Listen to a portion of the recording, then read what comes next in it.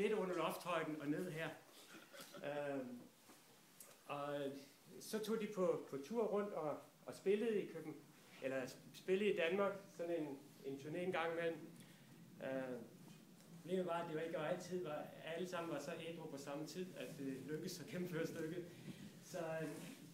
Så det er fuldt ud op til sit navn. Så det er brugt til mange ting, til lager og så videre, og vi er så begyndt at bruge det til. Vi startede med at have noget natkirke her om fredagen, og så har det udviklet sig lidt. Og det er sådan langsomt begyndt at mere og mere blive tilpasset lidt det formål, som vi bruger det til. Der er så andre, der bruger det indimellem også. Så det er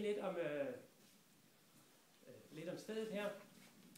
Først så havde vi sådan en omvendt båd, sådan en stor båd, der hang der, som også var opmagasineret. Og tænkte, nu er den væk.